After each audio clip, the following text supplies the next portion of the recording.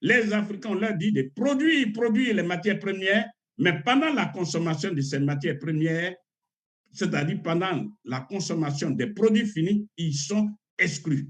Du coup, les Africains sont considérés, l'Afrique est considérée comme une réserve de main-d'œuvre corvéable à perpétuité. En un mot, c'est le néo-esclavagisme. Quand les Africains voient, à l'échelle planétaire d'ailleurs, parce que les Africains disent il faut qu'on nous respecte. Lorsque vous êtes incapable de vous nourrir et que vous attendez du voisin pour nourrir votre famille, quel respect vous méritez? C'est ça. Donc, ce qu'on appelle le respect et la considération ne se demandent pas, mais se mérite. Et ce mérite, il faut l'avoir par son comportement. On demande aujourd'hui aux Africains de se nourrir eux-mêmes. Ils ont tous les moyens. Ils ont la main-d'œuvre pléthorique. Ils ont toutes les terres, les meilleures terres. Quand les Chinois veulent acheter le TGV, qu'est-ce qu'ils disent? TGV, tu veux train à grande vitesse. Ils disent, bon, nous voulons bien acheter le TGV, mais si le tombe en panne, on ne va pas quand même demander aux Français de venir réparer. Donc, montrez-nous comment on monte d'abord le TGV et si tombe en panne, comment on le fait. C'était la conditionnalité. Ils ont fait ça. Eh bien, quelques années plus tard, eh bien, les Chinois ont sorti le TGV le plus puissant, le plus vaste, le plus grand qui puisse exister sur la Terre. Nous ne pouvons que demander avec insistance aux Africains de commencer à prendre conscience de ce problème, que les problèmes qu'ils ont se trouvent dans leurs mains. C'est la contestation. Et quand on conteste, eh bien, les dirigeants africains sont obligés, je dis bien sont obligés de dire à leur mandat pour dire, voilà, vous m'avez mis cette au pouvoir, mais vous voyez que ma population on ne peut plus la contenir. Donc, je vous demande pardon, laissez-moi satisfaire leurs besoins essentiels. Manger, dormir, boire, de l'eau, etc. On peut le faire. Donc, c'est l'éveil des consciences des populations africaines qui sauvera l'Afrique, parce que dans le temps et dans l'espace, seul l'opprimé, seul l'esclave se libère toujours et toujours lui-même et son oppresseur.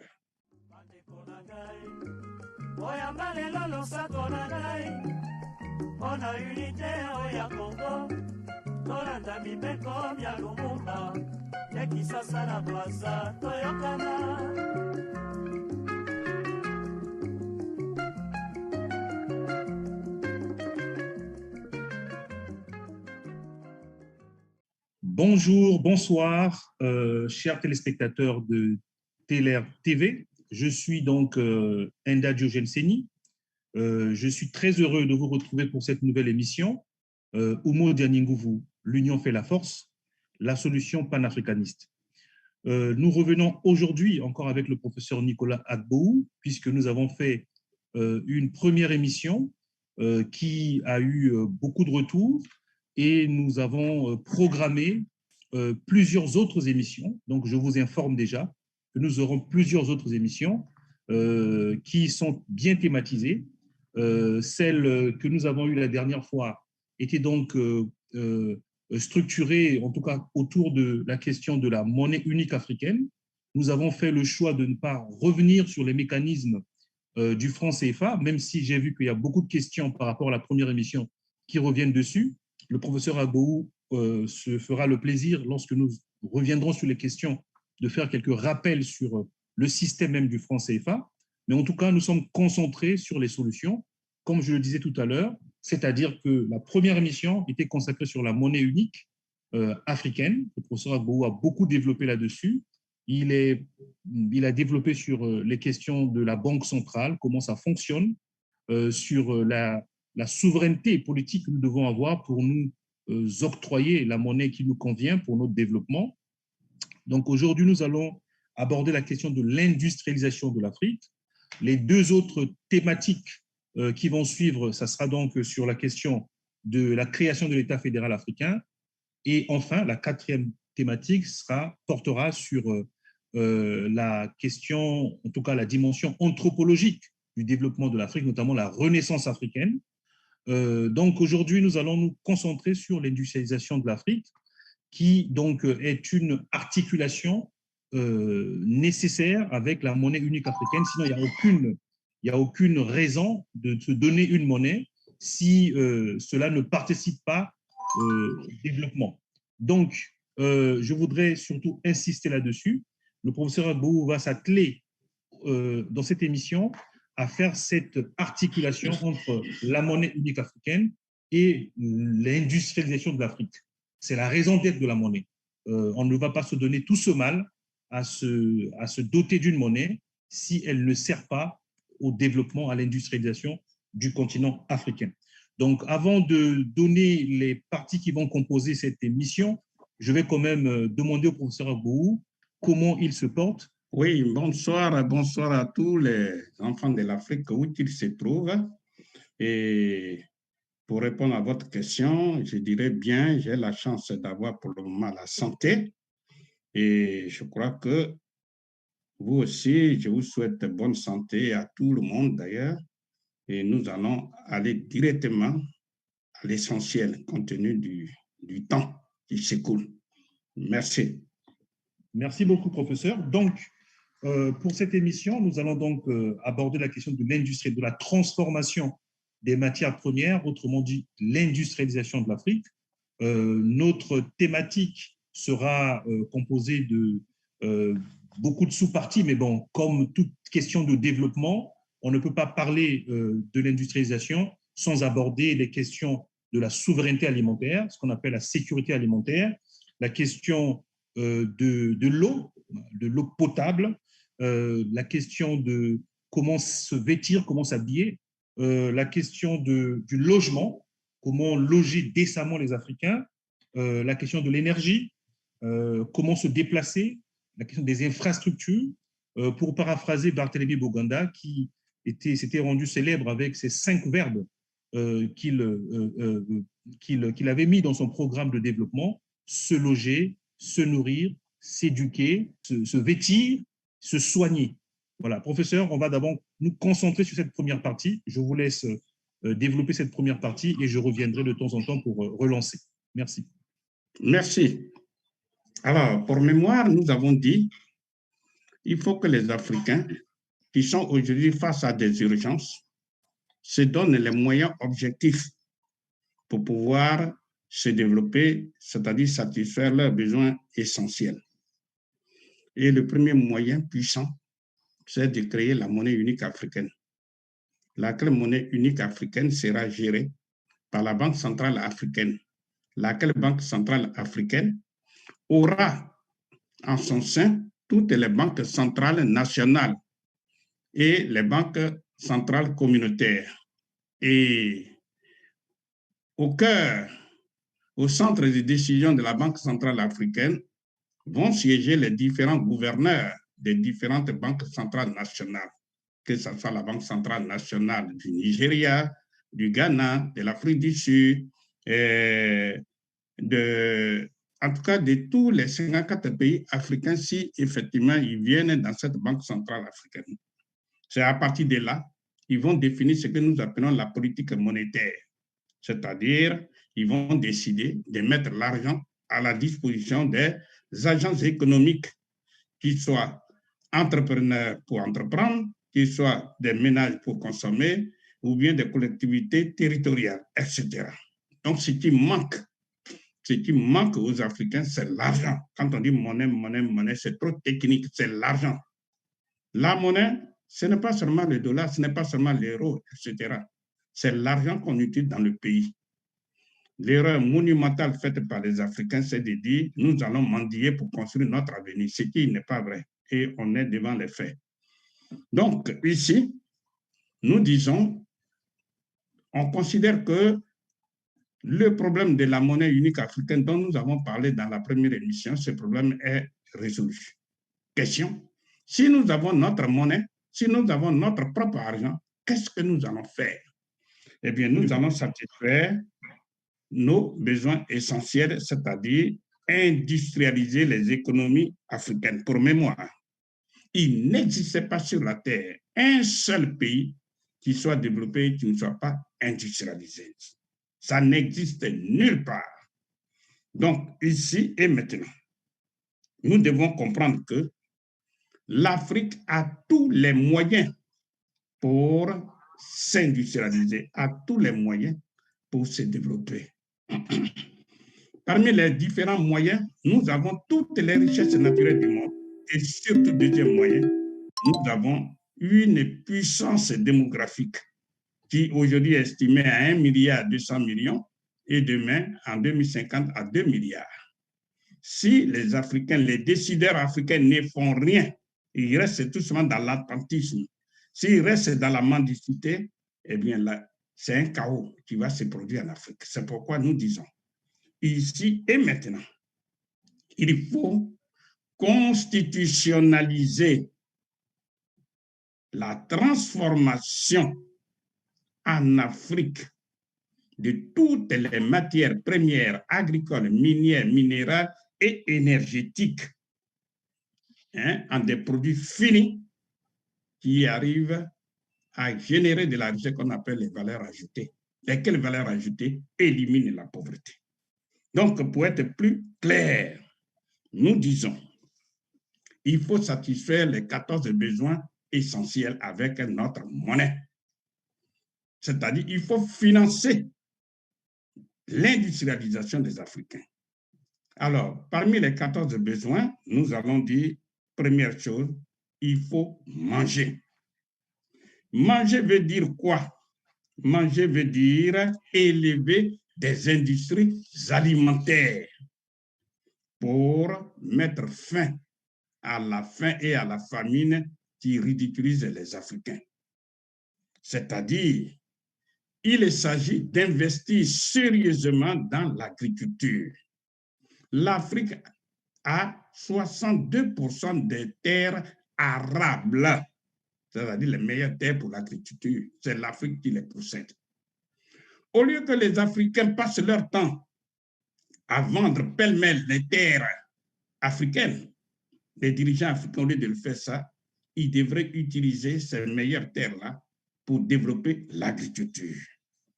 Dans tous les pays d'Afrique, notamment ceux de l'Afrique francophone, on se plaint de la cherté de la vie.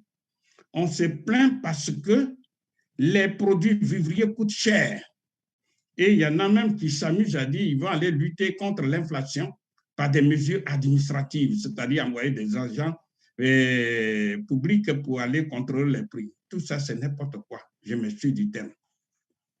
On ne combat pas l'inflation avec des mesures administratives. On combat l'inflation avec des mesures économiques, c'est-à-dire, c'est la loi de l'offre et de la demande. S'il manque du manioc sur le marché et que le manioc coûte cher, eh bien, dans n'importe quel pays, que ce soit au Congo, partout, qu'est-ce qu'il faut faire? Il faut simplement donner les moyens financiers aux agriculteurs et puis motoriser l'agriculture, les moyens, en tout cas modernes, et on développe l'agriculture, on développe le manioc. En très peu de temps, ou peut-être en moins de 6 mois, eh bien, il aura une grande quantité de manioc produite. Et comme c'est la loi de l'offre et la demande, l'offre étant supérieure à la demande, naturellement, le prix baisse. Oui, professeur, oui. Nous sommes au cœur de cette problématique aujourd'hui avec la guerre de l'Ukraine-Russie. Le président Macky Sall était parti voir le président Poutine. Il a posé le problème de la famine qui guette le continent africain par rapport à la rareté du blé. Nous sommes au cœur de cette thématique précisément. Je pense que vous devez développer plus pour pouvoir nous expliquer comment nous pouvons nous sortir de cette situation. Donc, il faut que les Africains comprennent que, d'abord, nous sommes sur cette terre, il ne faut pas faire preuve d'angélisme. Partout, c'est des conflits. Aujourd'hui, les Africains doivent comprendre la puissance de ce qu'on appelle l'arme alimentaire. L'arme alimentaire, un peuple qui n'est pas capable de se nourrir est lui-même livré à l'esclavage. Donc, aujourd'hui, ce qui se passe en Ukraine, au lieu d'aller se rendre ridicule, aller dire de livrer les blés, etc., les Africains doivent comprendre que, puisqu'ils cherchent partout à gagner de l'argent, que dans l'alimentation, il y a de l'argent qu'on peut gagner. Donc, que ce soit le blé, que ce soit le mil, toutes les céréales, ça se produit, ça peut se produire en quantité, mais en grande quantité en Afrique, où la terre est généreuse.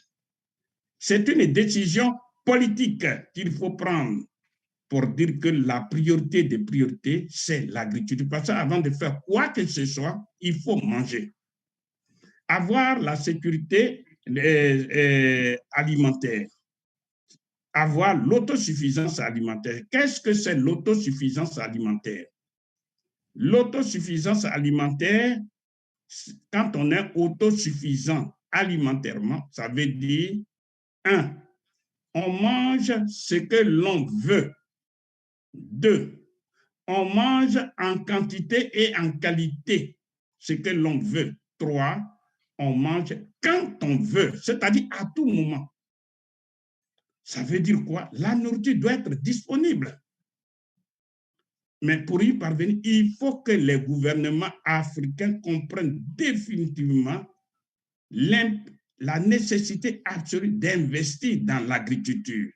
On a des pays comme le Brésil, etc. Il y a des machines agricoles partout, en attendant que des Africains puissent eux-mêmes produire les machines agricoles pour pouvoir moderniser l'agriculture, faciliter le travail des agriculteurs. Donc, c'est ça. Manger veut dire élever les industries alimentaires. Manger veut dire investir dans l'agriculture pour que le paysan africain puisse vivre décemment du travail qui est le sien. Aujourd'hui, nous constatons que ceux qui sont les plus pauvres, ce sont les agriculteurs, alors que c'est eux qui nourrissent le monde, notamment en Afrique. Donc, ici et maintenant, lorsque les dirigeants africains auront pris conscience que la priorité des priorités, c'est d'investir dans l'agriculture, ça permettra aux agriculteurs non seulement de vivre décemment de leur travail, mais de donner en héritage à leurs enfants, de donner en héritage à leurs enfants une structure socio-économique qui leur permet de vivre décemment. Je donne un exemple. L'exemple, lorsque nous prenons une tasse de café, la tasse de café ici en Afrique et dans les pays occidentaux, particulièrement en France, d'où je vous parle, ça coûte en moyenne 2 €. Maintenant, quand le barman a vendu 1 kilo de poudre de café moulu, eh bien, puisque 1 kilo c'est 1000 grammes, 1000 grammes, parce qu'avant de donner ce résultat, je pose la question au barman, dans la tasse de café, vous avez mis combien de grammes de poudre de café? Et il répond que c'est une machine, c'est 8 grammes, mais que j'arrondis par commodité à 10 grammes. Ce qui veut dire 10 grammes pour une tasse. Et quand il a vendu 1 kilogramme c'est 1000 grammes. 1000 grammes divisé par 10, ça fait 100 tasses de café qu'il a vendu. 100 tasses multipliées par 2 €, il récolte 200 €. 200 € par kilo. La question, c'est de dire, mais il a payé la tasse, le kilo de café à combien? Aux paysans africains. Eh bien, je donne la réponse en ce qui me concerne pour le cas de la Côte d'Ivoire.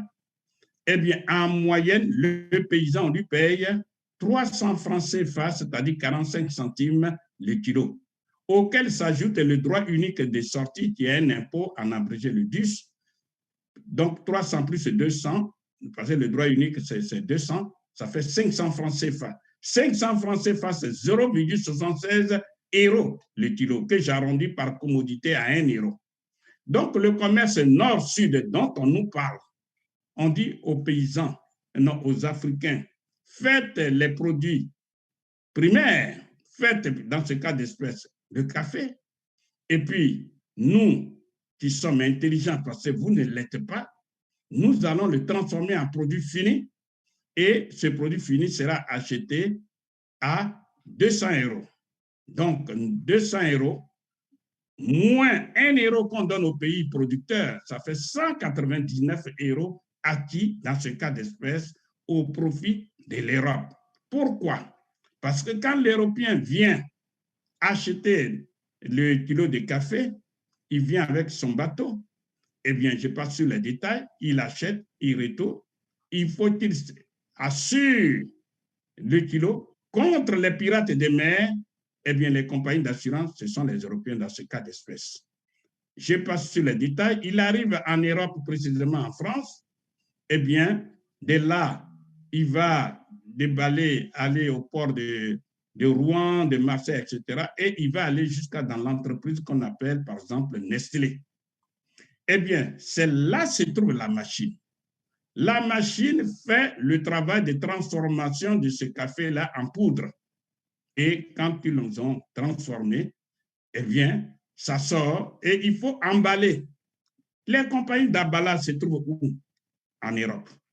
Qui travaillent dans les compagnies de transformation, c'est-à-dire chez Nestlé, ce sont les Européens. Et c'est de là on va aller vendre dans les supermarchés. Qui est salarié dans ces supermarchés, ce sont les Européens. C'est de là le barman vient acheter le produit fini et va alimenter son bar. Mais qui travaille dans ce bar, ce sont les Européens. Et le consommateur final, il paye les 200 €. C'est comme ça. Ça veut dire quoi? Quand on connaît cette structure, il suffit que l'Africain, dans ce cas d'espèce, l'Ivoirien, importe la machine, l'installe chez lui et la machine étant neutre fait exactement le même travail. À partir de là, puisque tout le travail est fait, eh bien, les Africains peuvent dire, bon, voilà, nous avons fait tout le travail sur les 200 €. Nous, on vous demande simplement de nous payer 50 €. C'est-à-dire, on fait tout le travail et puis on exporte. Maintenant, sur les 50 €, comme l'État étant ce qu'il est, l'État prend 40 € et donne 10 € aux paysans. 10 €, c'est 6 550. Eh bien, le paysan à qui on paye le kilo à 6 555, eh bien, immédiatement, il sort de la pauvreté. Parce que hier, on lui payait à 45 centimes. Aujourd'hui, on va lui payer à 6 500. C'est dû à quoi? C'est l'industrialisation. C'est le fait de transformer en Afrique le produit, la matière première. Et ceci est valable pour toutes les matières premières, qu'elles soient agricoles, minières, minérales et énergétiques. Et c'est ça. Donc, la question, c'est la question centrale, eh bien, c'est de dire, mais ce système-là, comment on appelle ça en économie? C'est ce qu'on appelle un système économique excluant. Excluant qui? Celui-là même qui produit la richesse. Par exemple, on va organiser un salon international de café. Et on vous dit, le droit d'entrée, c'est 200 € le kilo. Bon, on dit 200 €. Et toi, qui vient, le paysan producteur, il vient avec 1 €. Ou du moins, c'est le pays producteur qui vient avec 1 €. Objectivement, mathématiquement, il ne peut pas entrer dans ce salon de café parce qu'il n'a qu'1 €. Il est exclu du système de consommation. Et c'est ça qui se passe pour tous les Africains. Les Africains, on leur dit de produire les matières premières, mais pendant la consommation de ces matières premières, c'est-à-dire pendant la consommation des produits finis, ils sont exclus. Du coup, les Africains sont considérés, l'Afrique est considérée comme une réserve de main-d'œuvre corvéable à perpétuité. En un mot, c'est le néo-esclavagisme.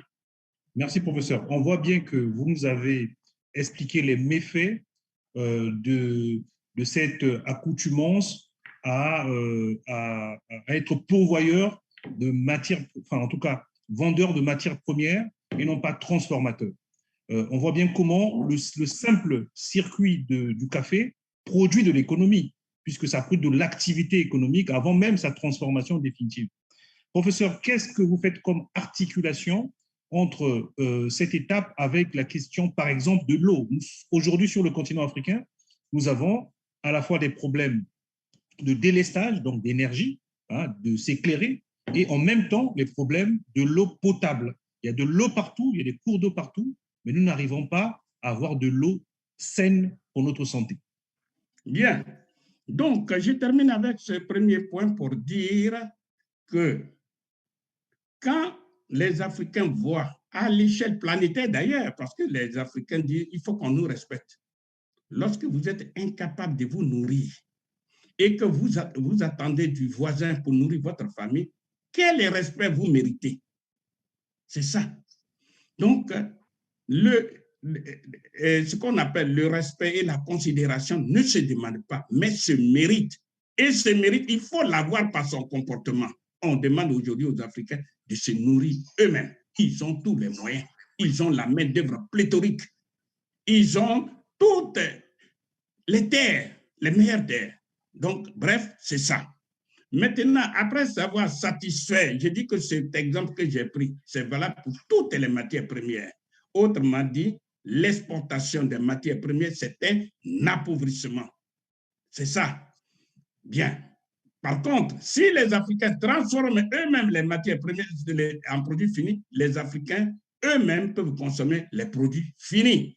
C'est ça qu'il faut savoir. Maintenant, deuxième besoin, c'est boire. Boire, et comme les scientifiques nous le disent, l'homme est composé à 75% de l'eau. Si on donne de l'eau potable et de l'eau non potable à une personne, eh bien, on l'empoisonne, donc on tue cette personne. Donc, le deuxième besoin fondamental, c'est de donner, grâce à l'industrie de l'eau, eh bien, et de l'eau potable, donner de l'eau potable à tous ceux qui vivent en Afrique. Tout ça, ce sont encore des décisions politiques. Je donne un exemple. La Libye du colonel Kadhafi, pays comment on appelle, du Sahel, pour ne pas dire pays où il y a moins d'eau. Eh bien, le colonel Kadhafi, par une décision politique hardie, a permis à 96% des ménages d'accéder à l'eau potable et à l'eau courante. C'est-à-dire, sur 100 ménages, il y a 96 qui avaient accès à l'eau potable et à l'eau courante. Contre, en France, c'est 92%. Ce que nous sommes en train de dire, alors que ça, c'est un pays du désert, la Libye. Or, toute l'Afrique au sud du Sahara, partout il y a des fleuves, des rivières, partout. C'est parce qu'il y a un laxisme, une irresponsabilité des dirigeants africains. Voilà pourquoi les Africains n'ont pas accès à l'eau potable. C'est une décision politique. Et il va même de l'honneur et de la dignité des dirigeants africains. Lorsque, à l'échelle planétaire, on ne respecte pas les Africains, on se pose même la question, est-ce qu'ils ont toutes les facultés au grand complet, ces dirigeants africains? Parce que tout est à leur disposition. Donc, il s'agit de donner de l'eau potable à tout le monde. Et surtout, on reviendra avec l'éducation nationale. On voit bien ce qui s'est passé avec Inga 1, Inga 2, tout ça du Congo. Zaïre, parce que nous sommes en guerre. Les Africains sont les seuls au monde à ne pas se rendre compte. Ils ont confié la gestion, sinon la réalisation de ces grands travaux qu'on appelle les éléphants blancs, à nos ennemis sempiternels. Ils ont pris l'argent, ils ont tout saboté, et voilà. Or, il y a des fleuves. Quand on prend tous ces fleuves, que ce soit ceux de la Guinée, que ce soit ceux du Congo, etc., on peut satisfaire les besoins en eau de tous les Africains. Je dis bien de tous les Africains, de tous ceux qui vivent sur le continent africain. Donc là encore, comme malheureusement le temps nous est compté, parce que pour chaque thème que ce soit la sécurité alimentaire, ça peut faire l'objet d'une conférence. Tout comme le problème de l'eau. Aujourd'hui, quand on prend un pays comme le Mali, le sous-sol du Mali est très riche. Tout ça, bref, l'eau est le deuxième besoin qu'il faut satisfaire. Maintenant, puisqu'il fallait, hélas, un peu vite, nous partons sur le problème de l'habillement. Vous remarquerez qu'il ne s'agit pas de dire qu'il y a les besoins qui sont prioritaires par rapport aux autres. Non, tous ils sont valables. Donc, quand vous voulez manger, quand vous devez manger, en mangeant, vous devez boire. Maintenant, quand vous sortez de chez vous, vous ne sortez pas nu. Il faut vous habiller. Donc, c'est l'industrie du textile. Aujourd'hui, les Africains, utilisés comme la main-d'œuvre qu'on avait à Pépite, ils produisent du coton. Et ce coton-là, sous forme de balles de coton, ils le mettent dans les bateaux et ils s'en vont servir l'ennemi sempiternel. Nous disons et nous répétons, avec notre argent, nous n'avons d'abord besoin de personne parce que nous avons notre propre argent. Nous devons introduire ces balles de coton dans les industries de textile. Et dedans, il va sortir des produits finis qu'on appelle les habits, les tissus, etc. Qui aime le plus s'habiller au monde si ce ne sont pas les Africains? Donc, nous devons maintenant changer radicalement de comportement. Dire qu'il faut un développement endogène. Aujourd'hui, la technologie est à l'échelle planétaire. Donc, tous ces machines, tous ces outils industriels, eh bien, on peut les prendre, on peut les importer en attendant que les Africains fabriquent eux-mêmes. On peut les importer de partout, de l'Australie, des Amériques, etc. Ce n'est pas seulement de Paris, de France, de tout. Donc, là encore, il faut savoir ce que l'on veut. S'habiller. Maintenant, un autre besoin, c'est se loger. Se loger, il y a de l'espace vital en Afrique. L'espace vital en Afrique, au point que même on peut dire que l'Afrique est sous-peuplée. Parce que tout ce qui est désert, tout ça, on le sait aujourd'hui par les technologies qui existent, on peut transformer ça en des terres même arabes. Donc, nous disons et nous répétons, il faut se loger. Se loger veut dire quoi? Ça veut dire qu'il faut construire des millions et des millions de logements de tout standing, des moyens standing, des hauts standing, etc. Il faut utiliser la main-d'œuvre qui est disponible. Or, cette main-d'œuvre, qu'est-ce qu'elle demande? Elle ne demande pas autre chose que d'être utilisée dans le processus de production de ces bâtiments, de ces logements. C'est ça qu'il faut comprendre. Mais comment l'utiliser? Il faut les payer. Les payer avec quoi? Avec notre propre argent, notre propre monnaie, sur le problème de la monnaie unique africaine. Et quand les Africains vont être utilisés dans la production de ces logements, eh bien, on a une vision claire et nette que d'ici 10 ans, il ne faut plus qu'il y ait des taudis en Afrique. On peut le faire, c'est une décision politique. C'est d'abord un problème d'orgueil, d'honneur et de dignité. Parce que quand vous êtes un responsable, un dirigeant africain, et que vos concitoyens meurent de faim, sont mal habillés, etc., vous allez à l'échelle internationale. C'est comme quelqu'un qui est habillé et le postérieur, enfin, dont le postérieur du pantalon est déchiré. On se moque de vous. Donc, nous disons, on peut donner des logements décents aux Africains par cette décision, par cette industrie de l'habitat. Vous avez aussi la question sur le continent aujourd'hui, un des problèmes, c'est le problème de l'enclavement.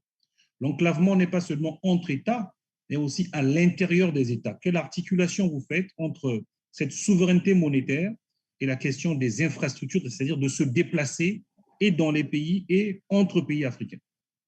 Voilà. avant d'aborder ce problème de transport, il faudrait dire que lorsqu'on rentre dans une maison, puisqu'on dit on va construire des millions de logements, eh bien, dans la maison, il faut l'éclairage. Donc, c'est un des besoins, c'est-à-dire le 5e besoin, l'éclairage. Aujourd'hui, le continent le plus ensoleillé au monde, c'est l'Afrique. Eh bien, parmi les énergies renouvelables, il y a ce que nous appelons l'énergie solaire. Ce n'est plus un problème technique, c'est un problème de décision politique. Donc, il faut donner de l'énergie à tous ceux qui sont en Afrique, c'est-à-dire depuis ceux qui sont dans les villes jusqu'à dans les campagnes.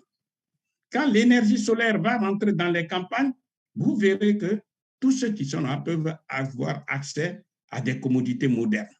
Parce que les frigos, les climatiseurs, tout ça, ça va marcher avec l'énergie solaire. Le paysan en question aura moins besoin de bois de chauffage et il va détruire de moins en moins le couvert végétal. Bref, il faut donc, 5e besoin, s'éclairer.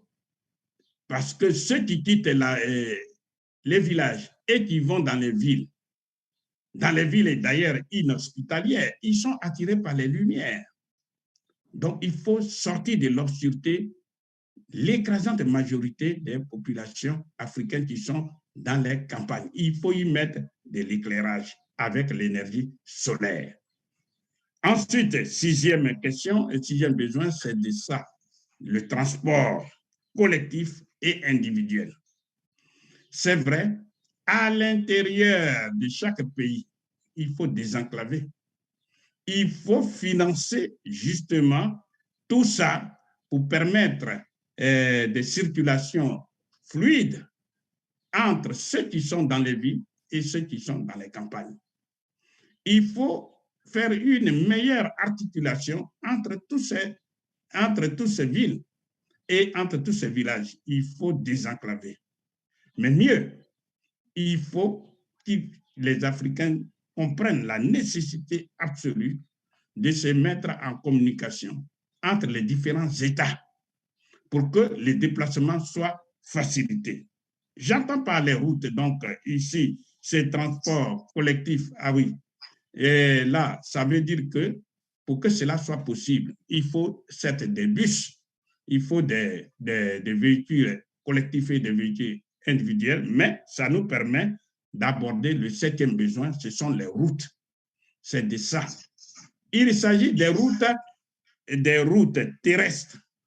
Donc, construire des routes, mais mieux, il faut construire les routes fluviales, les routes aériennes, les routes maritimes, en un mot, faire en sorte que toutes ces routes-là puissent être visibles et que les Africains se déplacent simplement. Quand vous allez en Europe, vous quittez par exemple la France, vous allez en Espagne, vous êtes en voiture, vous n'allez même pas vous rendre compte que vous avez franchi la frontière. Parce que toutes ces routes-là ont été décidées politiquement et mises en effectivité. Donc, nous disons et nous répétons, il faut financer toutes ces infrastructures routières. Qu'est-ce qu'il faut pour y parvenir? Répétons-le à satiété, il faut l'argent, il faut la monnaie des Africains dont nous avons parlé et dont nous ne cesserons jamais de parler. Deuxièmement, il faut la main-d'œuvre. La main-d'œuvre est pléthorique. On ne peut pas comprendre comment dans des pays sous-développés africains, il y a du chômage massif.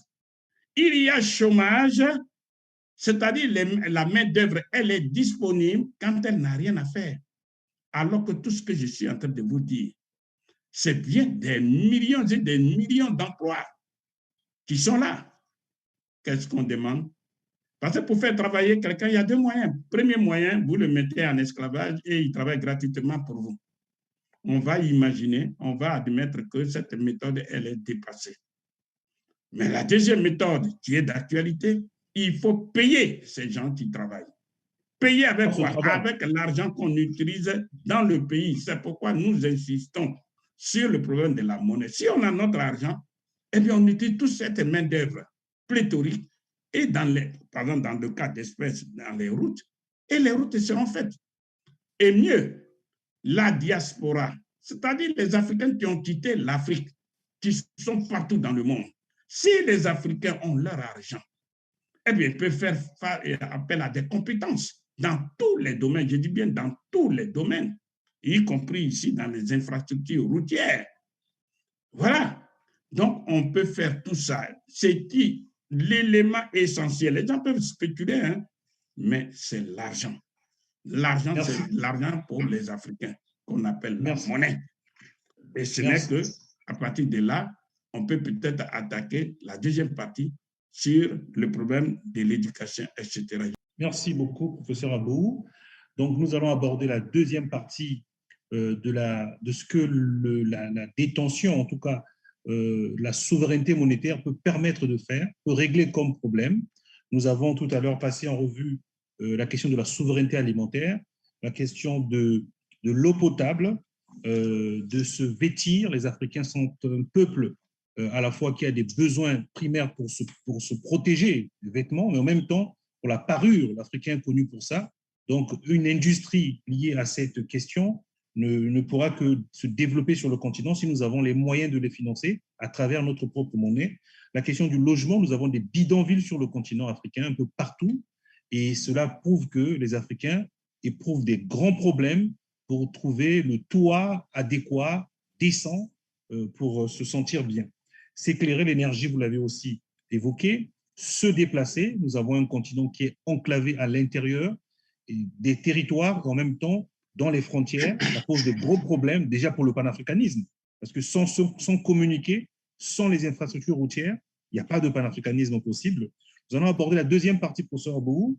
Vous allez donc aborder les questions d'éducation, les questions de santé, les questions de défense, les questions des nouvelles technologies, la recherche et développement, le tourisme africain, évidemment, la ZLECA, qui a été créée il n'y a pas très longtemps, en lien avec l'Union africaine et l'État fédéral africain.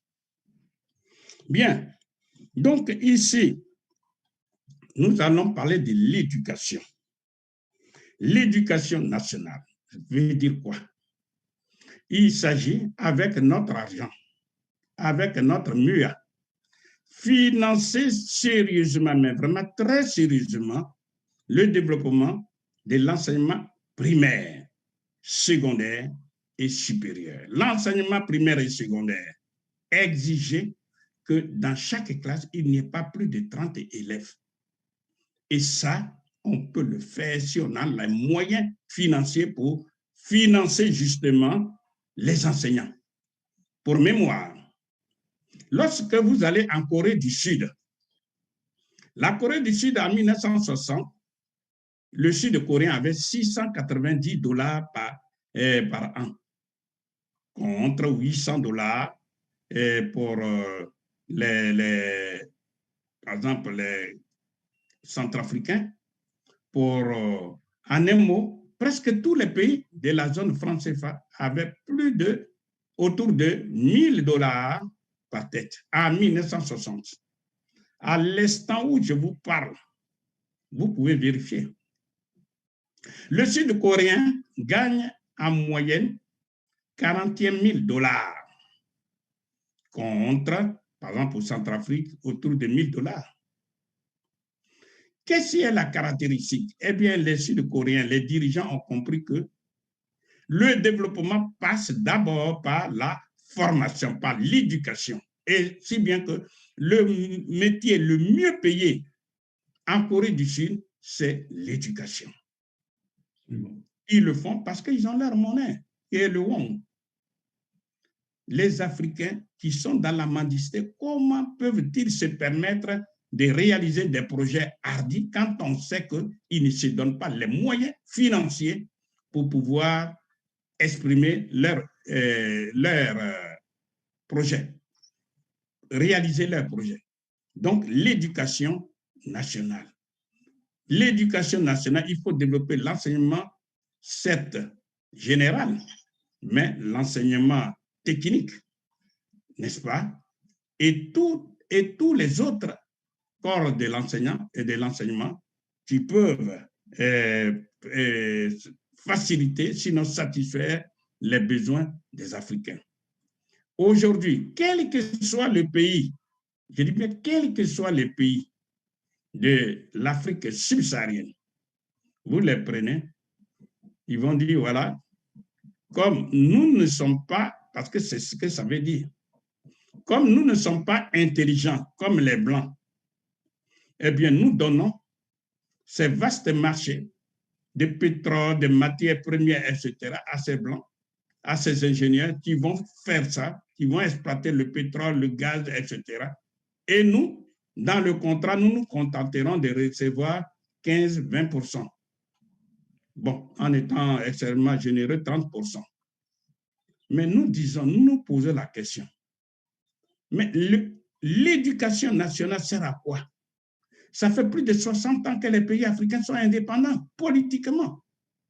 Donc, il faut financer de façon sérieuse l'éducation, c'est-à-dire avec une vision claire et nette que d'ici, parce que pour former un ingénieur, il faut 5 ans, maximum 6 ans, 7 ans, si on inclut les redoublements. Donc, avec une vision claire et nette, que l'Afrique doit se prendre en charge. Et pour se prendre en charge, nous mettons l'accent sur l'éducation pour que dans l'éducation, on sorte des ingénieurs qui soient utiles aux Africains. On sorte des personnels, ce n'est pas seulement les ingénieurs, mais dans tous les autres domaines, pour que ceux qui sont formés contribuent à la transformation radicale des économies africaines au profit des Africains. C'est ce que les Chinois ont fait. Il n'y a pas longtemps, les Chinois venaient faire des photographies de gauche à droite, etc. Et puis, ils sont partis chez eux. Ils ont commencé à transformer, à réaliser tout ça. Quand les Chinois veulent acheter le TGV, qu'est-ce qu'ils disent? TGV, tu veux train à grande vitesse. Ils disent, bon, nous voulons bien acheter le TGV, mais si le tombe en panne, on ne va pas quand même demander aux Français de venir réparer. Donc, montrez-nous comment on monte d'abord le TGV et si tombe en panne, comment on le fait. C'était la conditionnalité. Ils ont fait ça. Eh bien, quelques années plus tard, eh bien, les Chinois ont sorti le TGV le plus puissant, le plus vaste, le plus grand qui puisse exister sur la Terre. C'est ça. Donc, nous disons et nous répétons que les Africains doivent commencer à comprendre définitivement qu'ils doivent absolument mettre l'accent sur l'éducation et ne pas saboter l'éducation nationale. Parce que ce qui se passe sur le terrain, qu'est-ce qui se passe? L'éducation nationale est devenue un supermarché où n'importe qui vient investir pour récolter de l'argent et livrer des faux papiers qu'on appelle les diplômes. Mais les enfants ne connaissaient rien. Ce n'est plus comme avant. Ça, c'est valable partout, dans toute l'Afrique. En un mot, il tue l'avenir du pays, l'avenir du continent. L'éducation nationale, c'est la base. C'est ça. Et ceci dans tous les domaines. Il n'y a pas longtemps, on parlait de manger, boire, s'habiller, se loger, l'énergie. Tout ça, il faut des Africains compétents. Il faut qu'ils soient formés. Merci, professeur. On peut faire le lien entre la formation, mais aussi et la question de la santé. Nous avons un vrai drame, la question de la santé en Afrique. Nous avons des dirigeants africains qui vont se soigner à l'extérieur du continent, alors que la majorité des Africains n'ont pas le minimum dans les centres de santé qui sont devenus en fait des mouroirs. Les Africains ont même peur de se rendre dans les centres de santé parce que voilà. Ils ont peur de la formation d'abord du personnel, en même temps de la qualité des soins qui sont donnés aux Africains. Bien. Effectivement, nous abordons là le 9e besoin qui est la santé. Nous sommes dans le concret. nous disons et nous répétons que si nous avons notre argent, nous devons financer la santé. La santé, c'est quoi? C'est d'abord ouvrir les centres de soins primaires. Les centres de soins primaires dans les villages, pour ne pas dire dans les campagnes. Les dispensaires et les hôpitaux dans les villes. Et à partir de là, on affecte le personnel soignant. Mais la santé, c'est aussi élever la sécurité sociale pour que celui qui est malade puisse avoir le médecin sans trembler. Et une sécurité sociale mise en place dans des pays comme Afrique et comme ceux d'Afrique, eh bien, elle serait excédentaire. Pourquoi? Parce que ce sont des bras valides, ce sont des jeunes. Le plus souvent, puisque la population est à 70% de la population, les 70% ont moins de 30 ans. Donc, nous disons, il faut, dans la santé, certes, élever les centres de soins primaires dans les villages, les dispensaires et les hôpitaux dans les villes, mais il faut asseoir la sécurité sociale. Ensuite, il faut y mettre ce qu'on appelle les laboratoires pharmaceutiques. Les laboratoires pharmaceutiques qui permettent aux Africains de produire eux-mêmes leurs médicaments. Ne serait-ce que les médicaments génériques au départ, mais leurs médicaments. Les autres pays du monde, notamment ceux de l'Inde, ils le font. Quand vous allez en Inde, ce sont les mêmes Noirs qui sont là-bas. Mais ce qui nous fait mal, et ce qui est le point central aujourd'hui, c'est l'éveil des consciences des dirigeants africains. Rompre définitivement avec cette habitude qui consiste à s'habituer ou bien à s'accoutumer à l'humiliation. C'est ça. Le jour que les Africains vont avoir le sens de l'honneur et de la dignité, tout ce que nous sommes en train de dire, ils sont capables. Ils sont capables. Donc, il s'agit de donner la santé. Parce que c'est une logique. Par exemple, on prend un enfant, depuis le primaire jusqu'au supérieur, il sort diplômé, il va travailler. Et il tombe malade parce que justement, les dirigeants africains n'ont pas mis l'accent dessus. Eh bien, pour un oui, pour un non, il est mort. Et ça fait une perte sèche. Même le simple fait que les dirigeants africains délaissent leurs concitoyens. D'abord, ils ne donnent pas de l'importance à la santé parce qu'ils comptent sur une chose, lorsqu'ils seront malades, ils prennent l'avion, ils s'en vont dans les pays occidentaux pour se faire soigner. Mais il y a des drames qui se produisent. Ils sont même en route et il y en a qui meurent dans l'avion. Il y a des drames qui se produisent. Il y en a, même quand ils sont présidents, eh bien, la mort les frappe aussi, que ce soit eux-mêmes, que ce soit leurs propres parents, leurs enfants, etc. Donc, professeur, on a vu pendant la pandémie, quand les frontières étaient fermées, beaucoup de dirigeants africains ont commencé à trembler parce que les frontières étaient fermées, ils ne pouvaient plus se rendre aussi facilement là où ils pouvaient aller se soigner au détriment de leur peuple. Voilà. Donc, l'évacuation sanitaire, souvent, ça coûte extrêmement cher à ces dirigeants africains. Donc, ce que nous leur demandons simplement, ils peuvent et ils doivent construire des hôpitaux, des dispensaires. Et ça, avec ça, ils peuvent demander, puisqu'on a notre argent, financer sérieusement, payer correctement tout le personnel qui se trouve dedans. Parce que ça encore, c'est une vision claire et nette qu'il faut avoir pour dire que bon, nous sommes fatigués d'être humiliés. Nous sommes fatigués parce qu'on se pose la question si eux-mêmes ils croient en Dieu. Parce que quand vous avez la vie de vos concitoyens dans votre main, dans votre paume, vous ne pouvez pas faire n'importe quoi. Vous êtes chèrement payé, c'est vrai. Mais il faut prendre les décisions qui vont dans le sens des intérêts supérieurs de vos concitoyens. ici et maintenant, c'est la santé. La santé, c'est-à-dire que sur la terre, après Dieu, qui détient la vie des gens, ce sont les médecins, c'est tout le corps médical. Il faut financer cela. Et ça, quand on a la santé, c'est déjà bien. Quand vous voyez, vous avez vu une fois un dirigeant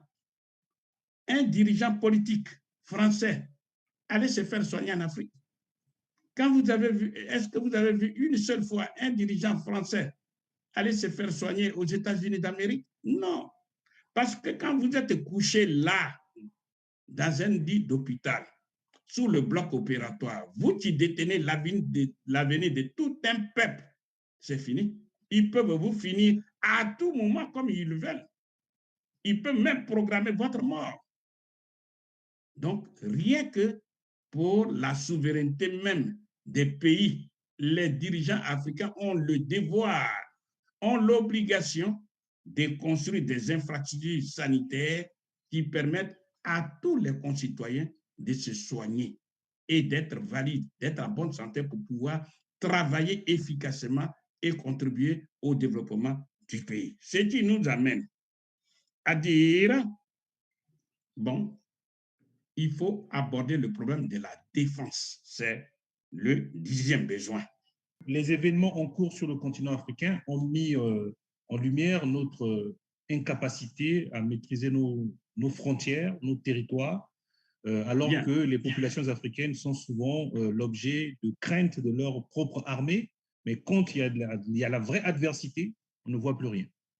Bien, donc nous disons,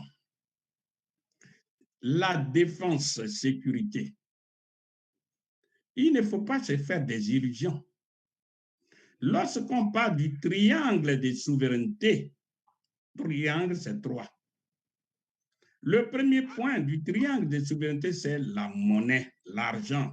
L'argent est le nerf de la guerre sans lequel vous ne pouvez rien faire. Le deuxième point du triangle, c'est la défense-sécurité. Et enfin, le troisième point du triangle de souveraineté, c'est le droit positif, pour ne pas dire la Constitution.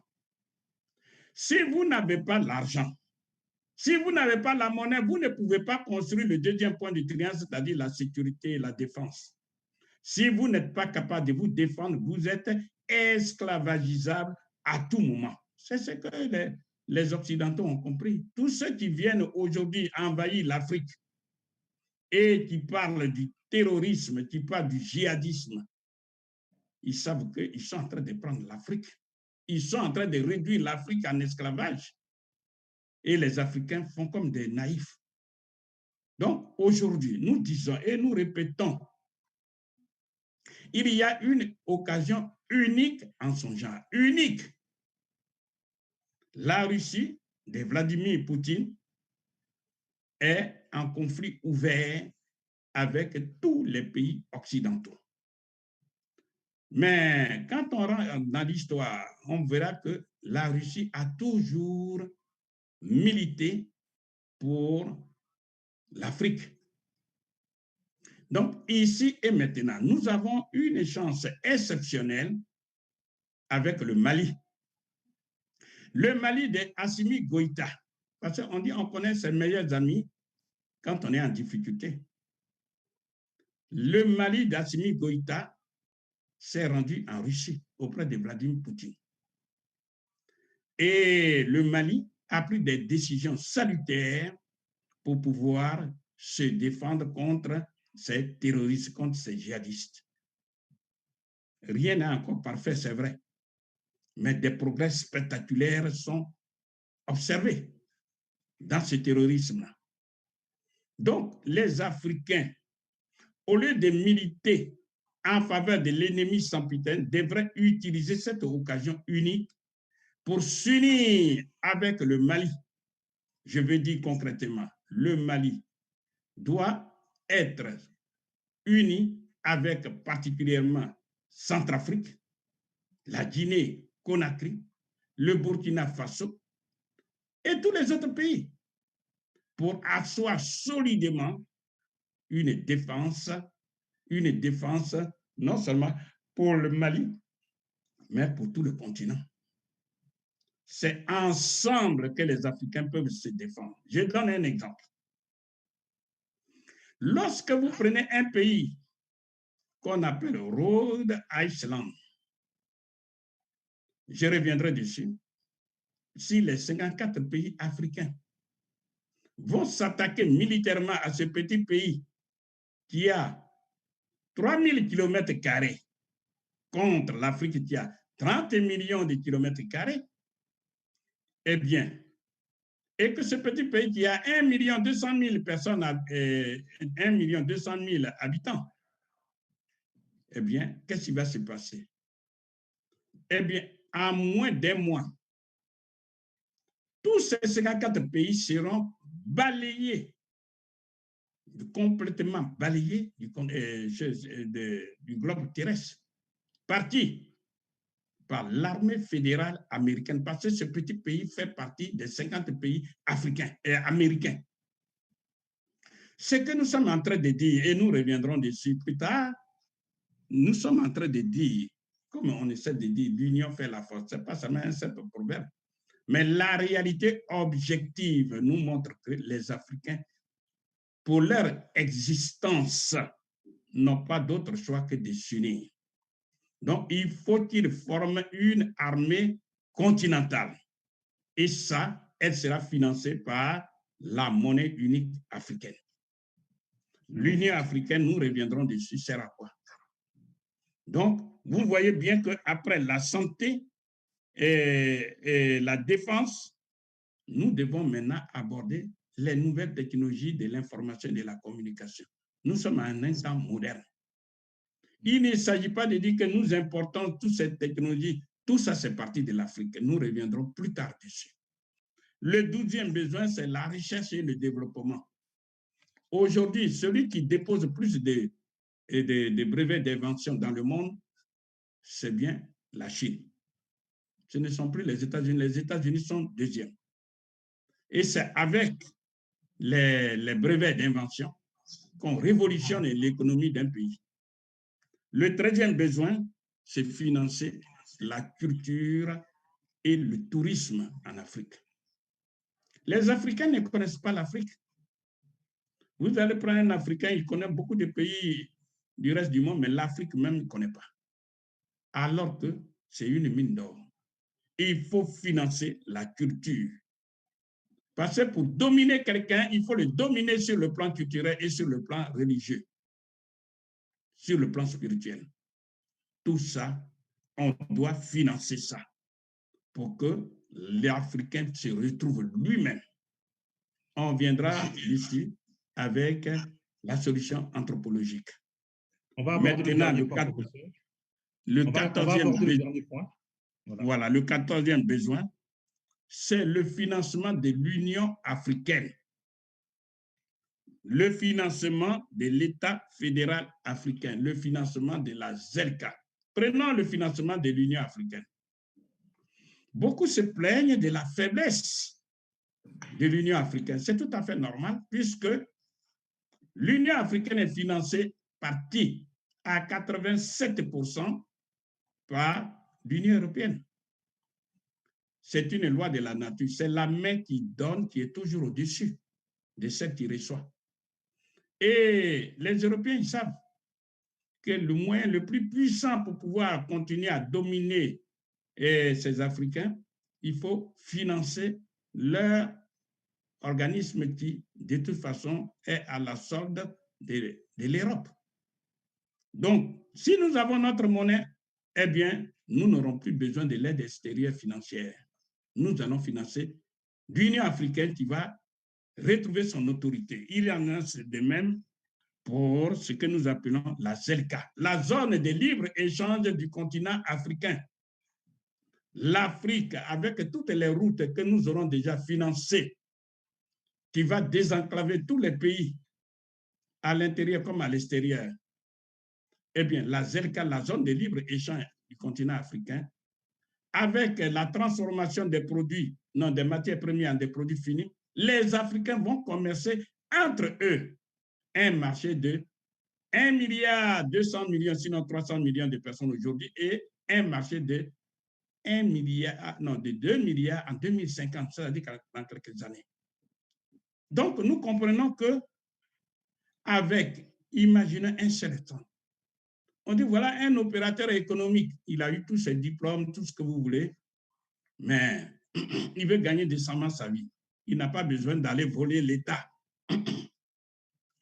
Donc, prenons cet opérateur économique, M. Diogène, il dit, mais ce marché de 1 milliard 200 millions de personnes, eh bien, je m'intéresse à l'élevage simplement des poulets. Ça peut être des escargots, avec tout ça, mais restons dans l'agriculture. Je vais élever les poulets. Sur le marché de 1 milliard 200 millions, si M. Diogène a simplement un petit marché de 10 millions, mais il sort immédiatement de la pauvreté, immédiatement. Parce qu'il va produire des poulets, aller livrer à ces 10 millions de personnes. Il sort immédiatement de la pauvreté. J'ai pris le cas des poulets, mais ça peut être l'élevage des poissons, ça peut être l'élevage des escargots, etc. Ça peut être la livraison des céréales. En tout cas, l'Afrique doit commercer avec elle-même. En fait, ce que vous dites, professeur, c'est ce qu'on appelle la masse critique, atteindre une masse critique pour être viable en économie. Voilà.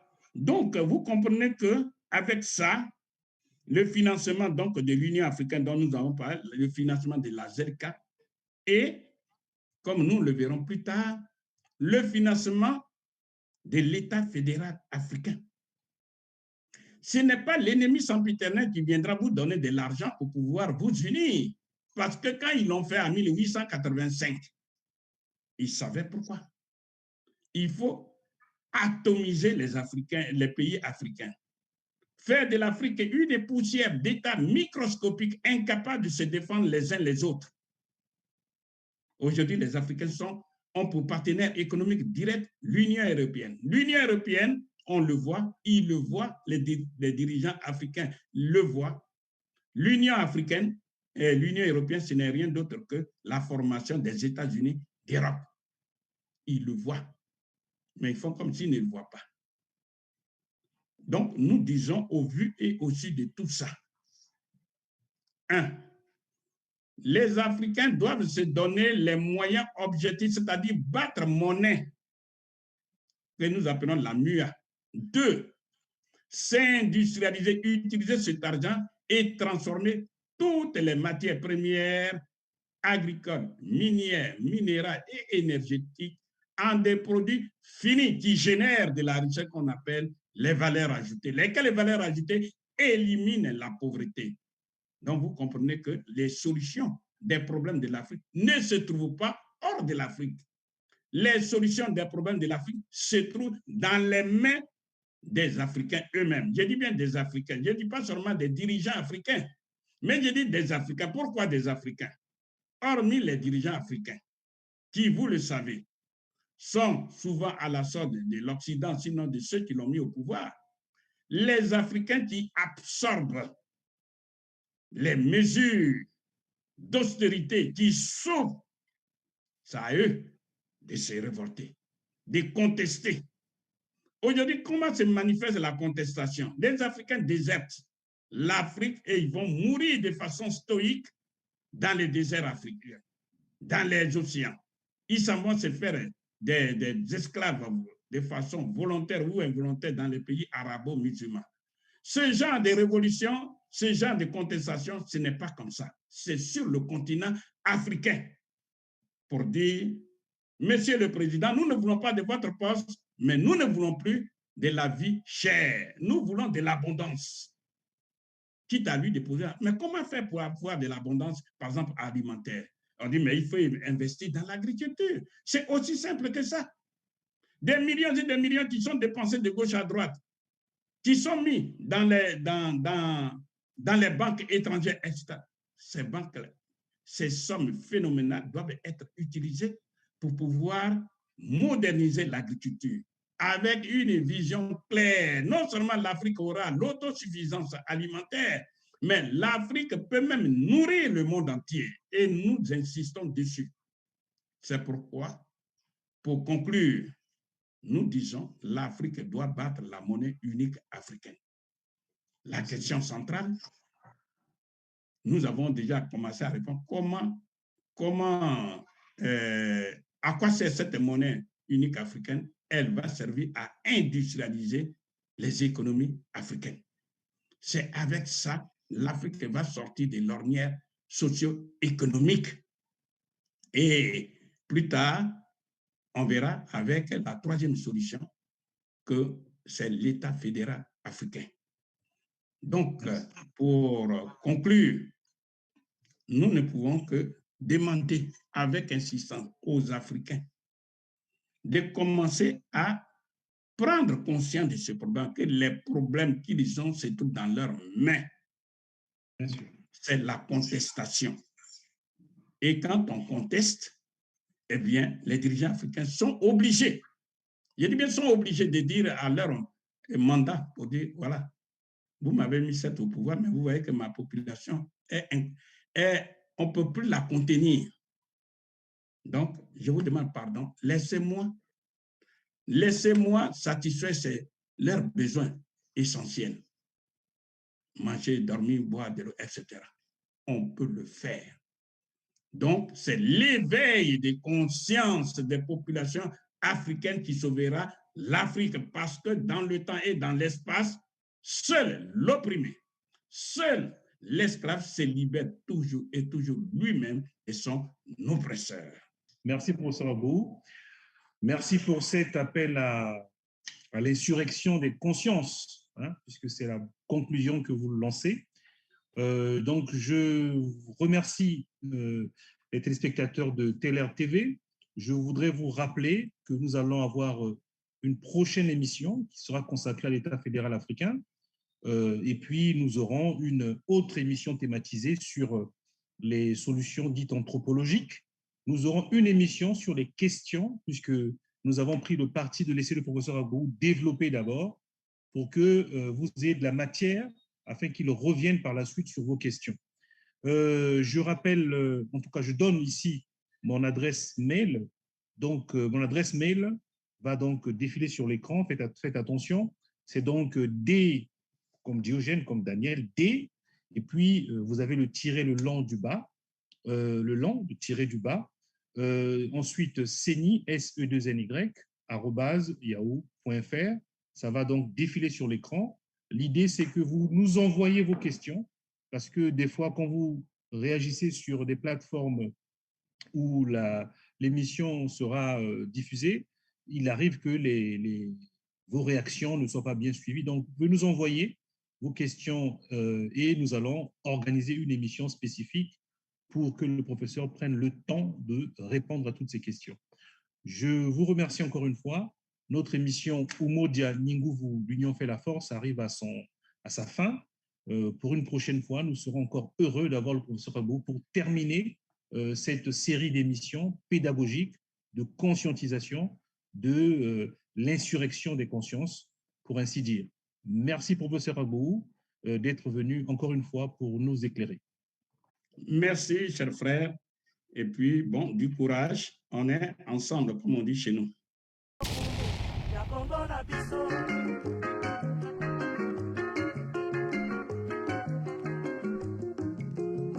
Biso ebonga boye ezala konga moko